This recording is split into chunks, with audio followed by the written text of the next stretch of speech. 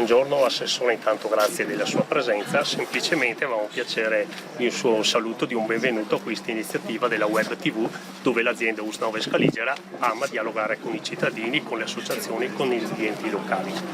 Molto volentieri do il benvenuto a questo nuovo strumento. Oggi con le nuove tecnologie penso sia sempre più importante comunicare anche attraverso i nuovi mezzi, ma soprattutto far conoscere, informare, sensibilizzare. Molte volte ci sono delle iniziative che i cittadini non conoscono, quindi tutti i mezzi che noi riusciamo a mettere a disposizione per informare su questa o l'altra iniziativa, non so, pensiamo alla prevenzione, quindi a sani, corretti stili di vita e quant'altro, insomma il messaggio deve arrivare dritto al cittadino, all'utente finale, alla popolazione. Quindi ben vengano anche i nuovi mezzi di comunicazione telematici, social e quant'altro, se il messaggio finale è quello appunto di mettere al centro la persona, la cura della persona, in questo caso tutte le attività di prevenzione. Volevo ringraziare l'assessore regionale Emanuela Lanzarin che ci ha onorato del fatto di inaugurare un po' la nostra web TV e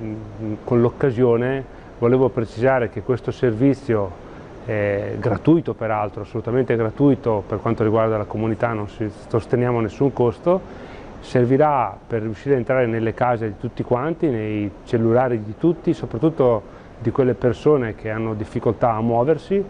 I contenuti di questa televisione, di questa web TV, quali saranno? Saranno quelli di riuscire a informare la popolazione rispetto a corretti stili di vita, il tutto nell'ambito di una prevenzione per quello che potrebbe succedere in ambito sanitario e soprattutto una rubrica sulla quale puntiamo tantissimo è quella di dare delle risposte alle domande che ci potrete fare, quindi l'angolo dello specialista, dove i nostri primari, i nostri medici, i nostri specialisti risponderanno a domande e quesiti che ci vorrete porre, li raccoglieremo naturalmente e vi risponderemo in modo che la vostra domanda possa essere patrimonio di tutti quanti.